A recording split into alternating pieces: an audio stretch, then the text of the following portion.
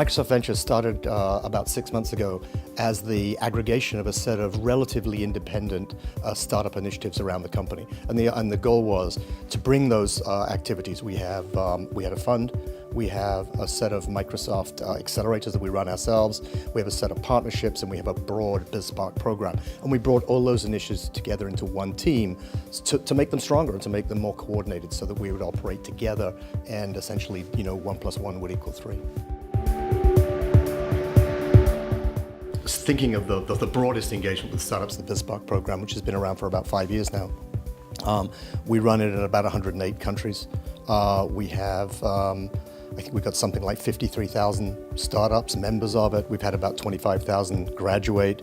They're distributed around the world exactly the proportions you would expect based on the vibrancy of the startup ecosystem in those countries, and it pretty much reflects investment trends in those countries. We also have a series of close partnerships with accelerators around the world, about 200, 250, again, all around the world in every geo. And again, densest in the areas where startup activity is the densest, and lightest and more sprinkled, distributed in lighter areas. But we have 108, 107 Microsoft Innovation Centers, which are really broad outreach, largely in underdeveloped markets. So, for example, we have innovation centers in one in Nepal, in Kathmandu. We have about 25 in India. They're around the world. We actually have a few that are exceptional in the sense that we've got a few in Belgium. They're actually unusual because they're very advanced.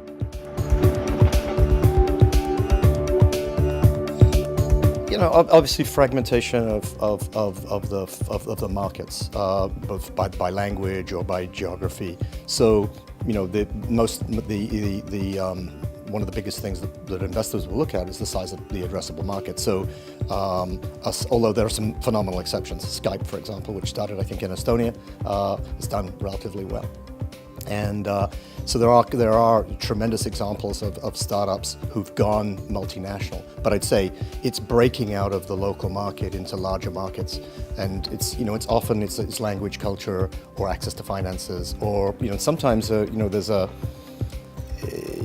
For example, failing is sometimes considered a real crime, or close to a crime or a sin in some countries, whereas in the markets where startup growth has been phenomenal, generally there's a lower risk of that, and then the failure is actually seen as experience. Supporting ACE because first of all, I'm really interested in how this develops in different markets, and we'd like to help. It's interesting. We have a pretty altruistic view of why to do this. I mean, long term, there's a self-interest. We'd like to see startups using our technology. We'd like to learn from startups. But in general, the right way to do that is approach it with the perspective that you really want to help startups succeed.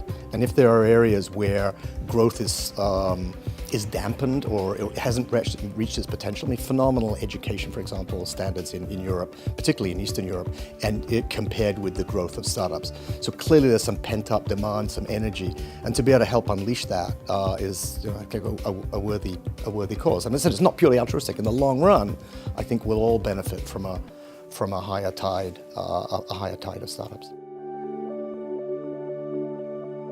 I think that what I actually hope ACE will deliver, and I believe they will, is recognizing that there's a pretty well-established set of companies who can really help startups, and it's everything from lawyers who will offer their services, realizing long-term they would like a customer or a partner. There are investors, and and there are people who will help startups grow by putting sweat equity in either incubators or accelerators. And there's some very good ones around, and they're not limited to the US or Tel Aviv. They're all over Europe. And so what I think this project can achieve is find a way of connecting those effectively so that someone from, let's say, Brno in the Czech Republic can get the mentoring and the support and the advice they need that will plug them in to an already working ecosystem. And I think it's the tiny gaps that are missing. I actually don't think there's much structurally wrong with startup ecosystems around the world. I think that the linkages between them are what's missing, and that's where we can help.